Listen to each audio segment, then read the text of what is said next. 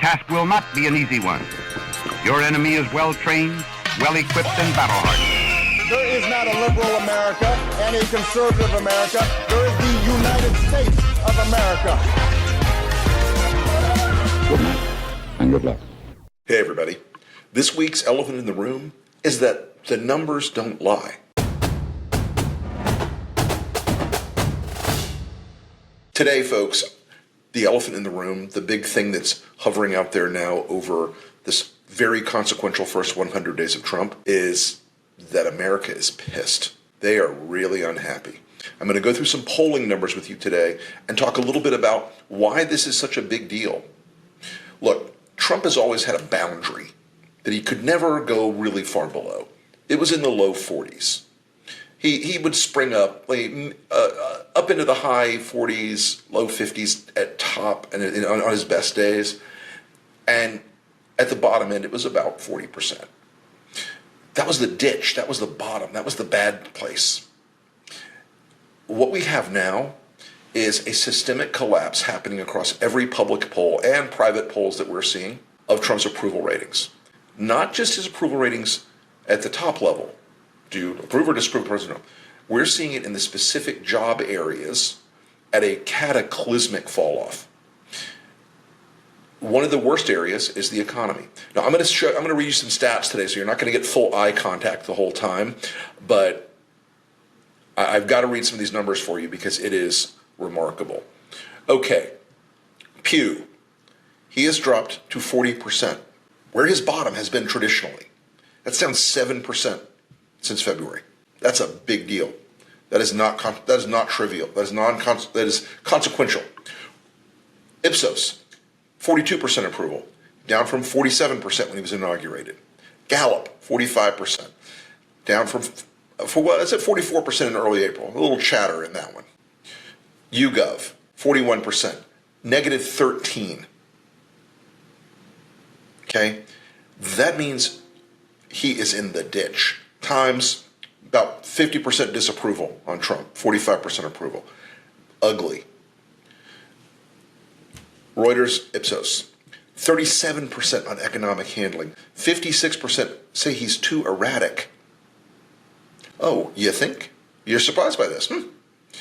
45% are confident in his economic decisions. In November of 2024, that number was 59% were confident in his economic decisions. We can mock him for saying, I won on the groceries, the word nobody knows, the groceries. Trump did win in part on the sense that the economy was in trouble and the sense that everyday people were paying too much for eggs and gas and all the other But that number is now collapsing to a point where you don't come back from it. Even the Fox News poll has a 56% disapproval of Trump's handling of the economy. I don't know, maybe Rupert didn't get the memo that week. These are not great. CNBC, 55% disapprove on the economy. 59% on disapprove of the tariffs in the Pew poll. 58% disapprove of the tariffs in the Fox poll. 75% of people say they are concerned about a recession in the stock market because of Trump's actions on tariffs in the Ipsos poll. These are all the latest polls. These are all the latest numbers. And I did this morning. I'm in Los Angeles while I'm recording this, so I was up at 4 a.m. because that's normal human time for me. And I went into the polling rabbit hole for your viewing pleasure. Immigration has always been Trump's strongest card. That's why he's playing that card. That's why we're going through all the drama about Kilmer Abrego Garcia, because Trump wants to keep the subject on immigration. Well, he is at 48% disapproval on his handling of immigration. That's down in the YouGov poll by 11 points. He is falling off. Even his immigration stuff is starting to blow back on him. 51% in the new Pew poll say Trump uses too many executive orders. Oh, you think? Well, there's a shocker. 59% in the same poll say that we're losing our global credibility. Also, you think? Look, one of the big illusions coming out of 2024 was that young voters are now all Republicans. They've all turned MAGA. Well, 15% of young voters say the country's on the right track. If you think you're going to convert that into a majority of young voters voting for Republican candidates not named Donald Trump in the future, I would like to sell you some property on an island in the Pacific with dinosaurs on it. Republicans are generally still with Trump. 80 to 90% of Republicans are still like, oh, Trump's the man. Democrats, he's got 4% of Democrats who like him, and only 37% of independents, which I will tell you is going to be a soft spot for a lot of Republicans coming up in the 2026 elections. People are economically pessimistic. And look, I didn't throw this together as a big briefing. I didn't dive deep into the crosstabs on all this stuff this morning. But I think it's important for you to remember that the illusion of political invulnerability with Trump comes from the idea that people trust him on the economy, that people believe his leadership is strong, that he is a good negotiator. How's that working out anywhere across any spectrum of the things that is going on with Trump right now? It's not. Let me tell you why, in part, he is where he is on these numbers. Because he shot himself in the dick repeatedly. Now, I know that's a technical term you don't frequently hear in serious polling discussions, but Trump continues to do the things that will cause these numbers to go down. Yesterday, he had a perfect opportunity to fix one of these problems, right? He's sitting there in this discussion, and they say, Mr. President, is it true that, like Scott Bessent said, you're going to lower auto tariffs? Herp-de-derp-de-derp-de-derp. And Trump goes out and goes, no, I'm raising them. Right now, the stock market is playing this crackhead game with Trump. Everything Scott Bessent says, oh, we're going to do this, this, and this. And the market soars. Then Trump goes out, shits the bed, and the market dives again. Markets like three things, as I've said before. They like certainty. They like to know what's going to happen. They really, really like it. They like predictability. They don't want to see the Federal Reserve Chairman under fire. And they like the rule of law. They like to know that people have to follow the rules. None of these are happening with Trump, as you can imagine. The tariff box is a Chinese finger trap. You guys know what those are, right? You ever get this when you're kids? Those little like woven things you shove your hand in, your fingers in, and if you pull it back hard, they lock down and you can't get out. If you relax the pressure, you can get out. Trump is in the Chinese finger trap of trade right now. He knows what's happening will destroy him politically. Probably already has in a lot of weird long-term ways, okay? His singular image was the guy who knew about the economy, the guy who could make the deals, the guy who was the negotiator. It's all gone now. He is capitulating to China, and China is basically saying, go fuck yourself for a reason. They don't need Trump now.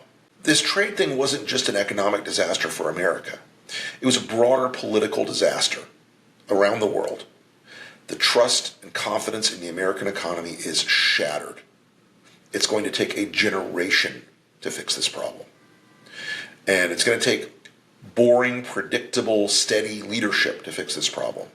Do any of those things spring into your mind when you think of Donald Trump?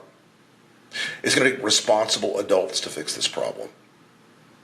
Not a responsible adult. So all these things that are happening right now, they're adding up, they're accreting to break that profoundly powerful image that Trump got from one thing. I discovered this during a focus group in 2015. We were studying how are we going to beat Trump? And we discovered that the strongest people in the room who believed in Trump as an economic savior and genius were also the heaviest viewers of television, particularly a little show called The Apprentice. Mark Burnett spent 14 years with Donald Trump in front of a camera pretending to be a CEO, play acting. It was the fake orgasm of CEO roles. It was convincing to people who didn't know what they were doing. It was convincing to people who were out there in the world. But 15 years in a very highly rated TV show, very high ratings, gave America this image of Trump that never ever fell apart, even when he fucked it up during COVID. Right now, he has shattered that image, I think, in a really profound way. He has been feckless and wild-haired about this entire process of this trade war. The impacts are hitting people, and they're going to hit people much harder, much sooner than they think. The supply chain is completely bonked. We are right now looking at, I'm in California right now, I'm in Los Angeles. Down at the port of Long Beach, normally one of the most busy, high energy, high intensity ports in the country, it's a ghost town. Things aren't coming in from China. Things aren't coming in from other countries. You start a trade war like this, and the other countries get a vote. And they have voted to not take Trump's negotiating tactics seriously. They have voted to tell Trump to go fuck himself. They have voted to hurt America by hurting Trump. He gave China the greatest gift he could have given them. Particularly, he gave Xi the greatest gift he could have given Xi. And Americans are understanding this now, I think, at a pretty fundamental level. Americans are getting this. The numbers aren't lying. The economic numbers are telling Americans the truth, as opposed to Trump's tweeting and Truth Social posts. The economic sense of pessimism is rocketing up. I mean, we're talking at levels now that no one's ever seen before. We're talking at levels now that have radiated out into the Republican world beyond Trump. We're talking at levels now that are truly and profoundly scaring the shit out of Republicans in Congress and in the Senate. In the state of Virginia, I'm given to understand there's some polling on the Republican side that has absolutely terrified them. Good luck. Elon really did a number on Virginia. Doge really did a number on Virginia, and they're about to pay a political price for that. And as Trump continues to break the economy, there's a point where you can't just pretend the polls aren't what they are. Look, Trump is even underwater in Rasmussen, which is as much of a pet project Republican poll as you can get. We are looking at a tidal wave of continued bad news for Trump. His behavior is erratic. People know it. He has proven to them he's not a good negotiator. People know it. The stock market is like crackhead stock market behavior that is driven by Trump's erratic nature, and people know it. They've seen their 401ks ripped apart. People know it. You know, the thing with Donald is if you live inside the bullshit tornado that he creates every day, if you live inside the bullshit tornado that Fox News creates every day, you could believe that things are fine. But the numbers do not lie in the end. And that, my friends, is this week's elephant in the room.